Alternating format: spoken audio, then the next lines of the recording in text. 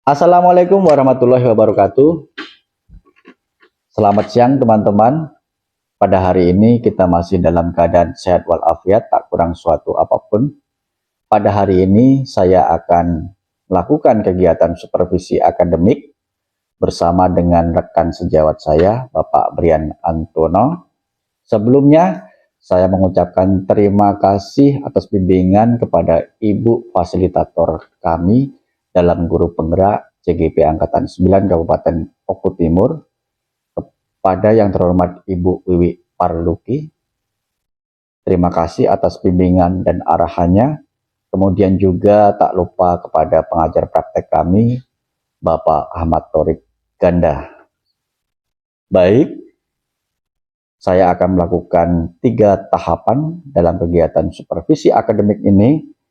Yang pertama pra-observasi, kemudian observasi di kelas, dan yang terakhir pasca observasi. Mudah-mudahan berjalan dengan lancar tanpa ada kendala suatu apa. Assalamualaikum Pak Brian. Waalaikumsalam Pak Nur Hadi. Iya. Apa kabarnya hari ini Pak? Alhamdulillah sehat Pak Nur. Gimana Pak Nur? Kabarnya sehat? Iya, alhamdulillah sehat juga nih Pak ya. Pagi ini alhamdulillah cuacanya cerah Pak ya. Ya. Mudah-mudahan secerah hati kita Pak ya. Oke. Pak Brian, ini kan saya jadi supervisor ya Pak ya. Nanti Pak Brian kan ada jam ya Pak ya. Benar. Sebelumnya saya boleh jadi supervisor Bapak? Boleh sekali boleh Pak. Ya. Oke. Ngomong-ngomong nanti ngajar di kelas berapa Pak Brian? Kita nanti bakalan ngajar di kelas 11 TKJ 1. 11 TKJ 1. 11 TKJ 1. Pada jam ke berapa? Jam ke 7-8. Jam ke 7-8 ya Pak ya. Berarti sekitar 2 jam terakhir Pak ya. Sekitar 2 jam terakhir lah. Oke, 2 jam terakhir. Pak Brian, ini sebelum saya supervisi di kelas, saya mau ada beberapa pertanyaan yang harus saya sampaikan ke Pak Brian terkait dengan nanti pembelajaran di kelas Bapak.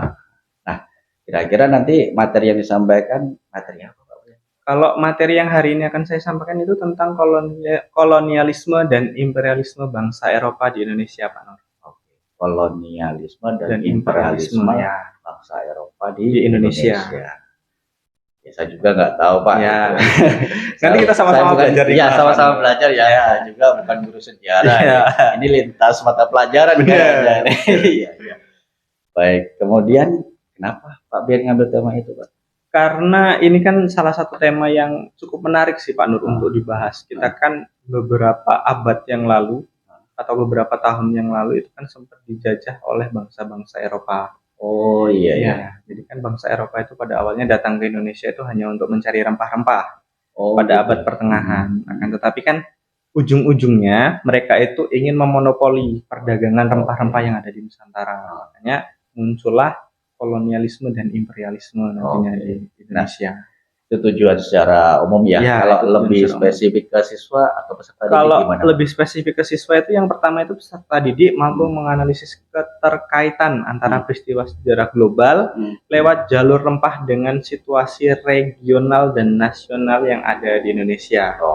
Tujuan yang kedua itu peserta didik mampu mengidentifikasi karakteristik kolonialisme dan imperialisme serta perlawanan bangsa Indonesia terhadap bangsa Eropa. Seperti itu Pak Nur. Jadi ada 2 ya Pak ya tujuannya. Yang lebih dikembangkan dikembangkan nanti poin yang kedua Pak Nur. Yaitu tentang peserta didik mampu mengidentifikasi karakteristik kolonialisme dan imperialisme serta perlawanan bangsa Indonesia terhadap bangsa Eropa. Kemudian terkait dengan strategi atau langkah pembelajarannya kalau boleh saya tahu. Kalau strategi pembelajaran kita bakalan pakai project based learning Pak. PBL ya. Ya, PBL. PBL itu yang seperti apa Pak? Ya, nantinya di project ini kan kita bakalan memberikan masalah yang bakalan dipecahkan oleh siswa kita Pak Nur. Nantinya di dalam project based learning itu akan dibagi menjadi 3 kelompok. Kelompok yang pertama itu lebih fokus ke auditori, yang kedua itu ke visual, dan yang ketiga adalah ke kinestetiknya Pak Nur. Jadi seperti itu. Kalau boleh tahu kenapa sih harus dibagi 3 kelompok Pak?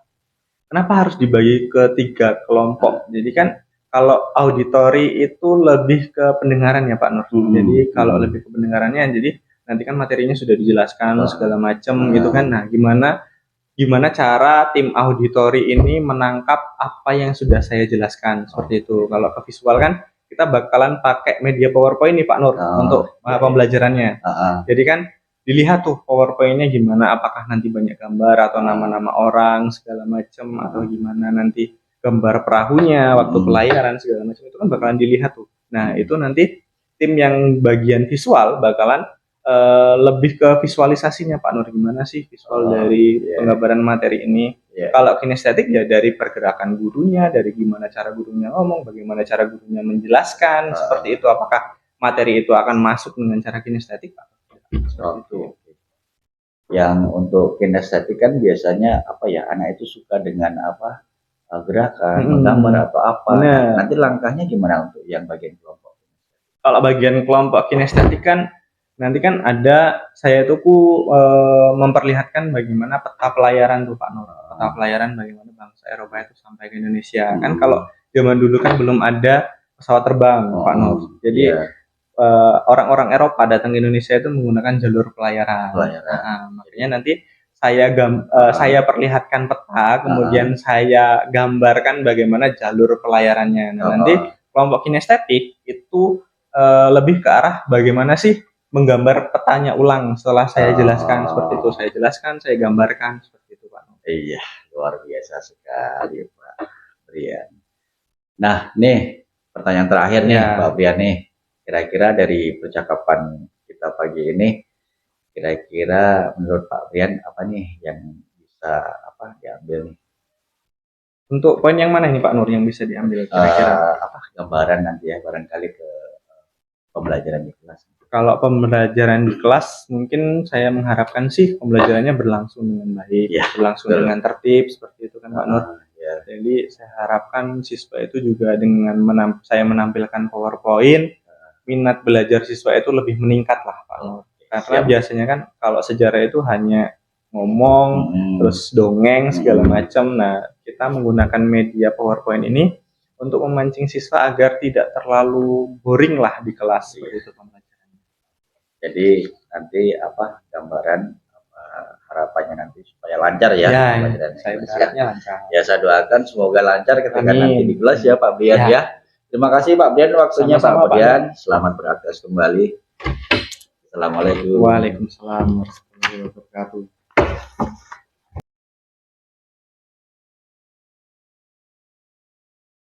Baik, bismillahirrahmanirrahim Pak Wali. Assalamualaikum warahmatullahi wabarakatuh. Sekarang pelajaran sejarah Indonesia. Sebelum memulai pembelajaran hari ini, silakan ketua kelas untuk memimpin doa terlebih dahulu. Mari kawan-kawan doa bersama. Doa mulai. Doa selesai. Baik, sebelum ke materi pembelajaran, terlebih dahulu Bapak ingin bertanya, hari ini yang tidak masuk siapa? Sally Septiani ya? Keterangannya? Akib. Baik, kemarin kan di pertemuan kemarin kita sudah sempat menyinggung dan membahas tentang materi kolonialisme dan imperialisme bangsa Eropa di Indonesia. Jadi tujuan pembelajaran yang akan kita capai dalam pembelajaran hari ini, yang pertama itu kita akan nantinya kalian setelah mempelajari materi ini, kalian akan mengetahui tentang apa sih itu kolonialisme dan imperialisme, kemudian bagaimana cara mengidentifikasi ataupun mengetahui tentang negara-negara Eropa mana saja yang melakukan kolonialisme dan imperialisme di Indonesia. Kemudian silahkan perhatikan ke depan. Sampai belakang kelihatan kan media pembelajarannya? Kelihatan ya? Jadi kita akan membahas materi pertama, bab pertama tentang masuk dan berkembangnya kolonialisme dan imperialisme Eropa di Indonesia. Sebelum itu, Bapak ingin bertanya terlebih dahulu. Kira-kira negara-negara Eropa mana saja sih yang kalian tahu yang pernah melakukan kolonialisme dan imperialisme, dalam tanda kutip ya, dalam tanda kutip itu melakukan penjajahan di Indonesia? Ada yang tahu? Silakan angkat tangan. Negara Eropa mana saja kira-kira yang melakukan kolonialisme dan imperialisme di Indonesia? Dalam tanda kutip di sini adalah penjajahan. Ada yang tahu? Angkat tangan. Silahkan, Femas. Portugis, Benar, Portugis, Spanyol, Belanda, Belanda, dan satu lagi, Queen Elizabeth. Queen Elizabeth itu pemimpin negara Inggris. Jadi benar. Jadi ada 4 negara Eropa yang setelah melakukan kolonialisme dan imperialisme di Indonesia. Yang pertama adalah negara Portugis, kemudian negara Spanyol, kemudian negara Inggris, dan terakhir adalah negara Belanda, di mana Belanda nantinya akan paling lama melakukan kolonialisme dan imperialisme di Indonesia. Kita lanjutkan, sebelum ke kolonialisme dan imperialisme, kita akan membahas tentang penjelajahan samudra yang dilakukan oleh bangsa-bangsa barat. Zaman penjelajahan samudra merupakan suatu masa ataupun suatu zaman di mana berlangsung dari abad 15 sampai dengan 18. Di mana pada saat itu ketika bangsa-bangsa barat atau bangsa-bangsa Eropa itu banyak melakukan penjelajahan samudra mengelilingi dunia untuk menemukan komoditas dagang dari dunia timur. Yang perlu kita garis bawahi di sini adalah komoditas dagang yang dicari oleh bangsa Eropa itu adalah rempah-rempah. Jadi karena bangsa Eropa ini ingin mencari rempah-rempah, makanya bangsa Eropa ini nantinya akan melakukan penjelajahan samudra. Kemudian latar belakang dari penjelajahan samudra ini ada beberapa faktor. Yang pertama adalah jatuhnya Konstantinopel pada tahun 1453 ke Turki Ottoman atau pada saat itu bangsa Islam atau bangsa Muslim. Di mana Konstantinopel merupakan penghubung antara benua Asia dan juga benua Eropa untuk jalur perdagangannya. Jadi ketika Konstantinopel ini jatuh, nantinya barang dagang dari wilayah Asia itu tidak bisa diperdagangkan secara bebas di wilayah Eropa. Faktor yang kedua adalah penemuan dan perkembangan baru di bidang teknologi maritim seperti karavel ataupun perahu dan juga munculnya teori Kopernikus. Yang ketiga, buku catatan perjalanan Marco Polo dan adanya dorongan semboyan 3G yang berkembang di Eropa atau di masa imperialisme kuno, yakni Gold, Glory, dan juga Gospel. Ini adalah kronologi kedatangan bangsa Eropa ke Indonesia atau ke Nusantara, di mana diawali pada tahun 1511 itu Alfonso de Albuquerque berhasil menguasai kota pelabuhan yang ada di Malaka atau pada saat ini kita menyebutnya sebagai Malaysia. Kemudian pada tahun 1521 Sebastian Delcano itu dari bangsa Spanyol berlayar bersama Ferdinand Magellan. Di mana setelah Ferdinand Magellan meninggal, ia melanjutkan perjalanan pulang ke Spanyol melewati Tidore atau wilayah Maluku di sebelah sini. Jadi wilayah Maluku ini nantinya dilewati oleh Sebastian Delcano dan menyeberangi Samudra Hindia atau samudra yang membatasi antara Indonesia dan juga Asia. Lalu dilanjutkan pada tahun 1579, Sir Francis Drake berlabuh di kerajaan Ternate, Ternate dan Tidore itu letaknya sama di wilayah Maluku, dan dijamu oleh Sultan Ternate yang bernama Sultan Babulah. Pada tahun 1596, Cornelis de Houtman tiba di Banten, di Pulau Jawa. Pada tahun 1596 dengan menggunakan 4 buah kapal.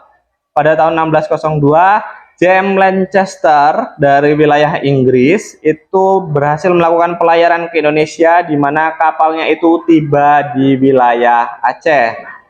Terakhir pada tahun 1770, James Cook, pelaut terkenal dari Inggris, telah melakukan pelayaran pertama dan sampai ke wilayah Australia. Singgah di Batavia atau Jakarta atau Jayakarta pada saat itu, kemudian karena kapalnya mengalami kerusakan. Lalu kita akan membahas apa itu kolonialisme dan imperialisme. Yang pertama itu adalah kolonialisme, berasal dari kata koloni atau wilayah kekuasaan, dan isme adalah paham.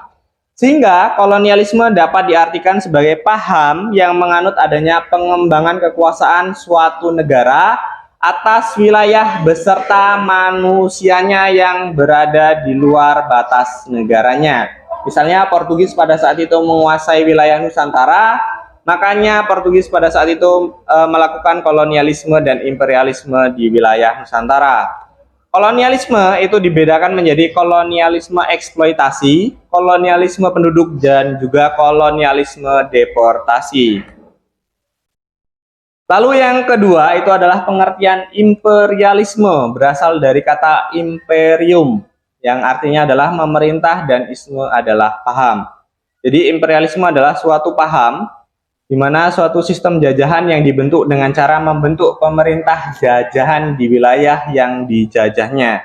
Imperialisme ini dapat dibedakan menjadi satu, imperialisme kuno dan juga imperialisme modern. Sampai di sana ada yang mau ditanyakan? Silahkan. Silahkan kalau anak-anak ada yang mau tanya.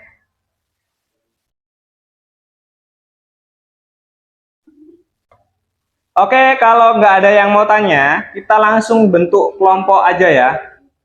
Jadi di sisi kiri Bapak, di sebelah kiri Bapak, nantinya akan ke kelompok, lebih ke arah kelompok auditori atau lebih ke pendengaran. Jadi apa yang sudah Bapak jelaskan, silahkan nanti kalian rangkum atau kalian persingkat apa yang sudah Bapak jelaskan tadi. Kemudian kelompok di bagian tengah itu ke arah visual ataupun penglihatan. Tadi kan Bapak sempat memperlihatkan bagaimana bangsa-bangsa Eropa itu datang ke Indonesia, mulai dari yang pertama sampai ke yang ke-6. Jadi silahkan nanti kalian buat petanya beserta dengan tokoh-tokoh yang prakarsai kedatangan bangsa Eropa ke Indonesia.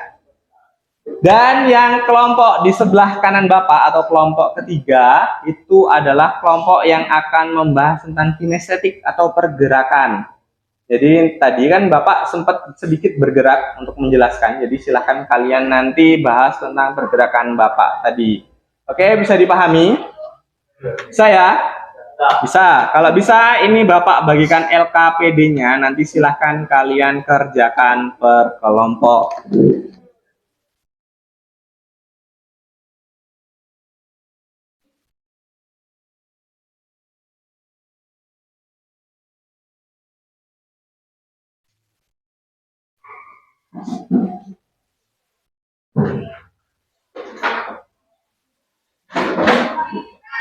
Jadi di dalam LKPD itu terdapat pertanyaan-pertanyaan. Jadi silahkan nanti kalian jawab sesuai dengan perintah yang sudah Bapak perintahkan.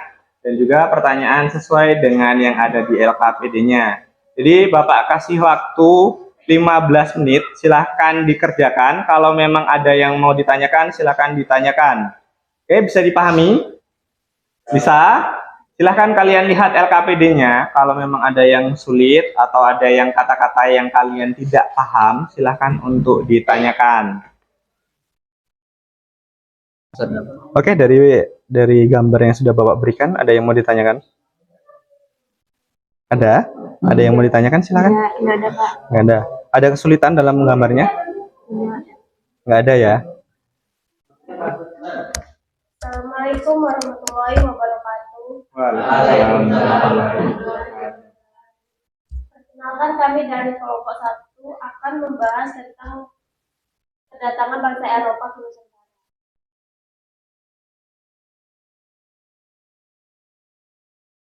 Itu tadi sudah kita bahas dari mulai kelompok 1 sampai dengan kelompok yang ketiga. Jadi dari pembahasan yang sudah dibahas oleh teman-teman kalian tadi, dapat kita simpulkan dari pembelajaran yang sudah Bapak sampaikan juga, itu dapat kita simpulkan bahwasannya bangsa Eropa yang datang ke Indonesia tadi ada 4, mulai dari bangsa Portugis, Spanyol, Inggris, sampai dengan ke bangsa Belanda. Faktor-faktor yang mempengaruhi kedatangan bangsa-bangsa Eropa ke Indonesia ini adalah yang pertama ada Konstantinopel itu berhasil dikuasai oleh bangsa Ottoman atau bangsa Islam. Kemudian yang kedua adalah keinginan untuk 3G atau Gold, Glory, dan juga Gospel. Dan yang terakhir adalah keinginan untuk mencari rempah-rempah ke dunia timur. Sampai di sana, dalam pembelajaran ini ada yang mau ditanyakan anak-anak? Ada yang mau ditanyakan? Silahkan. Cukup? Kalau cukup, karena waktu pembelajaran kita sudah habis, silahkan kalian siap-siap. Kemudian ketua kelas silahkan pimpin doa untuk kita pulang.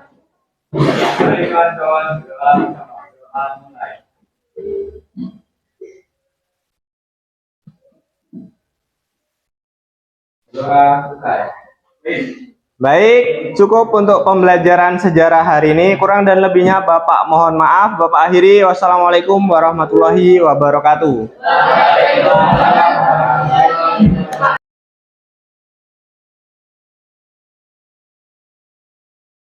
Assalamualaikum warahmatullahi wabarakatuh. Selamat siang Pak Ahmad Thorik. Selamat siang Pak Brian. Tadi sudah melaksanakan pembelajaran di kelas ya Pak ya. Baik, pada siang hari ini saya akan melakukan pasca observasi tentang supervisi akademik bersama dengan pengajar praktek kami Bapak Ahmad Thorik Ganda. Di samping saya juga ada rekan sejawat saya Pak Brian Antono selaku supervisi akademik atau pengajar di kelas. Baik, apa kabarnya Pak Brian? Alhamdulillah sehat. Alhamdulillah sehat. Tadi sudah melaksanakan pembelajaran di kelas Pak ya? Sudah Pak. Iya. Bagaimana perasaannya Pak Brian? Kalau perasaan setelah melaksanakan kegiatan supervisi tadi, yang pasti satu sekarang udah agak lega lah, karena sudah disupervisi kan. Artinya sudah agak komplit lah untuk perangkat pembelajaran segala macamnya kan. Iya. Sudah bagaimana tadi pelaksanaan di kelas, dinilai segala macam. Kan artinya perasaan saya sekarang udah lega. Oh. Tadi jadi perasaannya sudah plong lega Pak ya. Iya. Kira-kira nih tadi waktu pembelajaran di kelas, kira-kira apa itu yang mau dikembangkan dalam pembelajaran di kelas? Kalau dikembangkan dalam pembelajaran di kelas, mungkin karena tadi kan jam pelajaran ke-7 dan ke-8 ya Pak, apalagi untuk mata pelajaran sejarah. Itu kan kalau dari pandangan orang-orang awam, kalau pelajaran sejarah itu mungkin cuma cerita segala macam, terus dongeng mungkin. Jadi kalau di jam 7 dan ke-8 mungkin agak ngantuk lah siswanya segala macam kan. Jadi mungkin dari sayanya sendiri juga harus mengembangkan media ajar yang nantinya bisa menarik minat dan bakat siswa dalam belajar. Dalam hal ini mungkin penggunaan PPT yang lebih baik lagi ke depannya, mungkin disertai gambar ataupun video-video yang nantinya bisa menarik siswa agar lebih semangat dan lebih baik lagi dalam belajarnya, walaupun itu nantinya di jam ke-7 atau ke-8 dalam proses pembelajarannya. Baik. Jadi tadi mengajar di jam 7 atau jam ke-8 ya Pak, jam-jam terakhir itu Pak ya. 2 jam terakhir malah.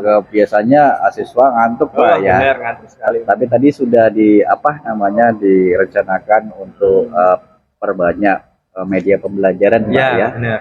Kembangkan lagi media pembelajaran. Kemudian ada lagi Pak, selain media pembelajaran barangkali mungkin harus disertakan dengan games-games yang bisa membuat siswa lebih semangat lagi sih. Iya. Dan juga mungkin ice breaking juga ya. Ice breaking segala macam itu bisa diterapkan juga. Iya, baik. Baik, saya boleh melaporkan hasil pengamatan saya Pak boleh, ya selama Pak. Waktu pembelajaran di kelas tadi Pak ya.